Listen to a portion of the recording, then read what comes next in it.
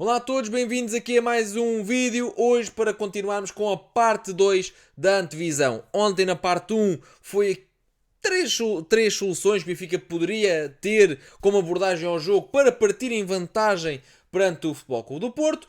Hoje vamos falar de mais 3 coisas que o Benfica não pode de todo deixar que aconteçam neste jogo.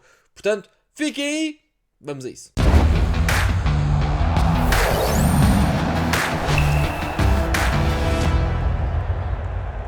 Os pontos que eu venho partilhar são 3, como estava a dizer, e vão desde cartões até questões mais táticas. Portanto, acho que há ali inclusive, na baliza do Futebol Clube do Porto, que o Benfica tem que ter cuidado. Ora, muitas vezes acusado de ser demasiado permissivo e pouco agressivo, a verdade é que Enzo Barrenetxea já leva 5 amarelos na sua campanha na Liga e já leva, salvo erro, 7 em todas as competições. Portanto, é um jogador que vê amarelos com muita facilidade. Concordo que não é um jogador que é um tampão, como era, por exemplo, Florentino. O Florentino também tinha dificuldade nas suas abordagens. Quando era necessário fazer falta, quando era necessário pôr um travão, isso acontecia muitas vezes e o Florentino não o fazia. É um jogador muito mais limpar a jogada posicional do que parar transições. E o Enzo tem muita facilidade em levar amarelos, é um jogador diferente, mais construtor, até do que destruidor de jogo, apesar de ser também um número 6, mas é um perfil completamente diferente de um Florentino e diferente também de um Javi Garcia, que era muito mais agressivo, por exemplo. É um jogador muito mais parecido com o Weigl. Então, neste tipo de jogos, e eu acho que e o próprio jogador, primeiro que tudo, o próprio jogador falou disto quando chegou ao Benfica, nos primeiros jogos, ou seja, começou muito bem, depois foi-se apagando, e o próprio jogador disse que teve parado desde maio, não fez pré-época, então está algo descondicionado e cansa-se com muita facilidade, o que o leva a perder duelos. José Mourinho também já disse que o jogador tem andado a jogar em esforço, em prol da equipa, e está inclusive perto de estar num estado físico que lhe vai garantir uma lesão a curto prazo. Agora parou uns dias porque teve castigado, fez aqui uma pausa e fez um bom jogo, fez um jogo bastante razoável frente ao Chelsea, novamente. Parece-me que no jogo que vai haver muitos duelos, vai ser uma capacidade física acima da média, o Enzo tem que ser aqui muito inteligente nas suas movimentações, tem que ser muito inteligente na forma como aborda cada lance, não pode ver amarelos com facilidade no Dragão porque senão vai acabar expulso. Parece-me que pode ser aqui uma lacuna da equipa nesse aspecto emocional. Vai ser o primeiro clássico do Enzo e se não for preparado, rapidamente vai estar na rua quanto aos amarelos. Nem todos os amarelos foram justos, nem todos os amarelos foram por ser excesso de agressividade. Alguns deles foram porque ele parou jogadas de uma transição rápida e ele parou, e aí tinha mesmo que ser. Houve pelo menos 1 ou 2 que foram por palavras, portanto, ele tem muitos amarelos, está muito amarelado, leva com muita facilidade, mas nem sempre tem a ver com o jogo jogado, digamos assim. Mas num clássico ele vai ter que, vai ter que ser alertado para isso, portanto. Há aqui duas vertentes, que é a vertente física, não sei se ele vai aguentar o jogo todo em alta rotação, como por exemplo o Frohold à sua frente, e o Gabriel Veiga, que são jogadores muito físicos, principalmente o dinamarquês. Veremos como é que vai ser aqui a gestão de José Mourinho, mas vai ter que estar aqui preparado aqui, eventualmente um plano B para o caso do Enzo não aguentar o jogo todo ao mesmo nível ou para o caso de estar amarelado, sendo um jogador que tem vindo a disputar essa facilidade em ter amarelos e isso vai condicionar depois as suas ações. Portanto, quanto mais tarde levar o seu amarelo, melhor. E para isso o Benfica vai ter que estar muito atento às transições defensivas, porque se o Benfica ficar muito exposto, facilmente o Enzo vai ter que fazer mais faltas e vai ter dificuldades no seu jogo. Se és benfiquista e gostas de debater o clube, subscreve, comenta, mete o like, partilha com os teus amigos. Dá-me uma ajuda. Ponho aqui a rodar imagens do Otamendi porque eu acho que vai ter aqui uma importância grande em alguns momentos.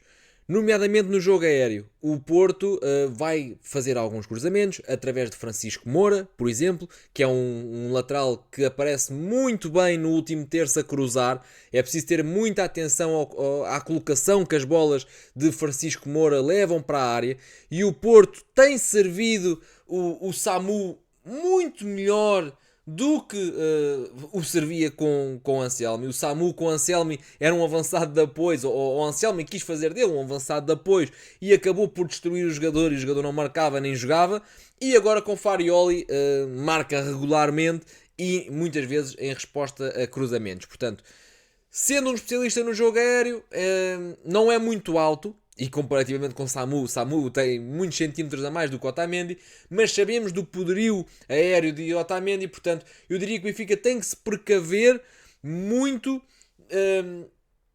naquilo que são os cruzamentos do Futebol Clube do Porto, porque de um lado, o Borja Sainz é um jogador muito mais de transições, que gosta de levar a bola à linha final e depois cruzar para trás, ou a rasteiro muitas das vezes.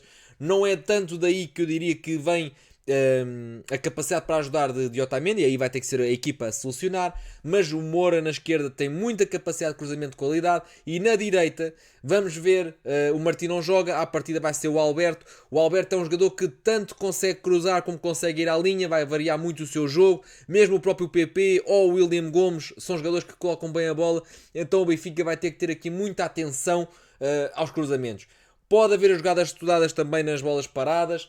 Diria que o jogo aéreo do Futebol Clube do Porto, com Samu, com Bednarek, com Kivior, ou seja, jogadores que são muito altos e especialistas em bolas paradas ofensivas, defensivas também, mas neste caso estamos a falar de ofensivas, eu acho que o Otamendi vai ter aqui um papel essencial para no fundo não dar aqui muitas chances ao Porto nesse momento do jogo, que tem sido um momento forte também do Futebol Clube do Porto. Outro aspecto que eu acho que o Benfica não pode deixar que aconteça, e este acaba por ser aquilo que eu falava ao início do vídeo sobre o guarda-redes, ou sobre a baliza do Futebol Clube do Porto, é que Diogo Costa é o guarda-redes que melhor joga com os pés em Portugal, se calhar até um dos melhores da alta roda do futebol europeu neste momento.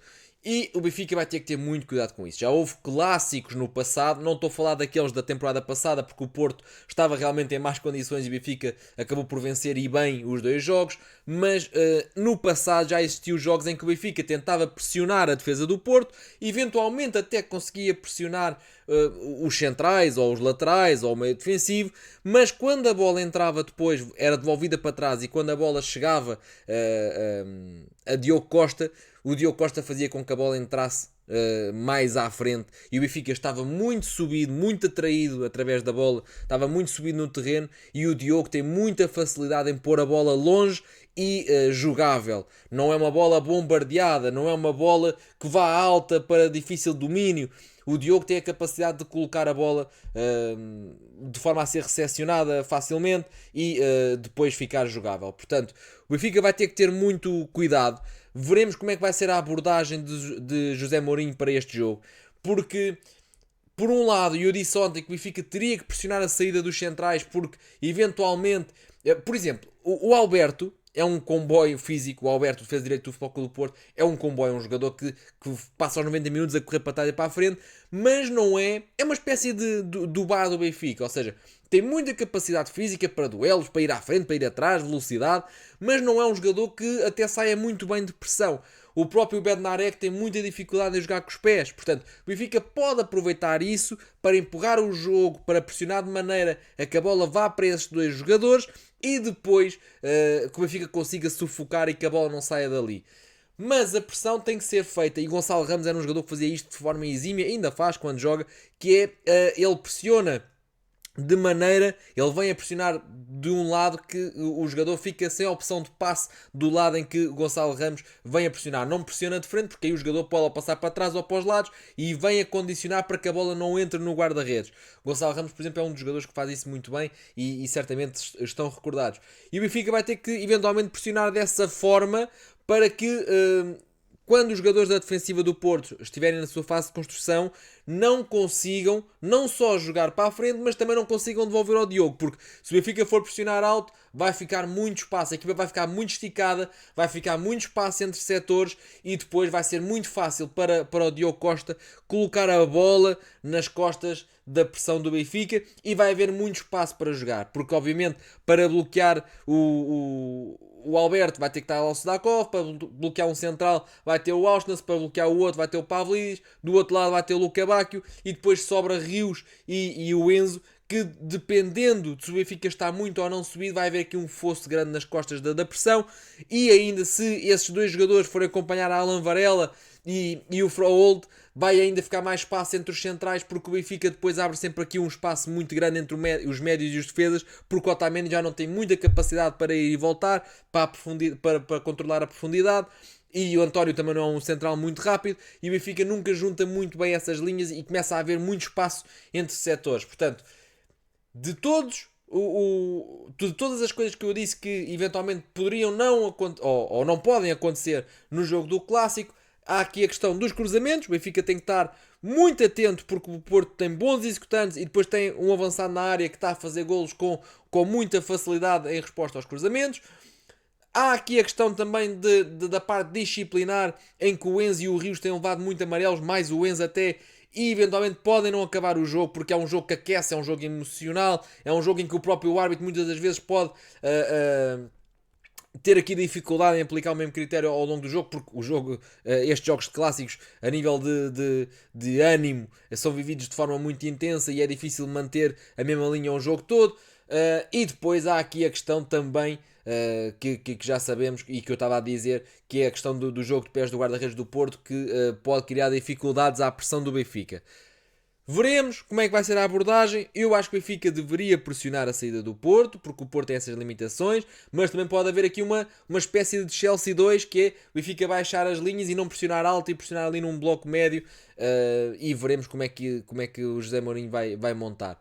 Portanto, se gostam deste tipo de vídeos, já sabem, é só subscrever, like, comentário, partilha, ajudem aí o canal. Até breve.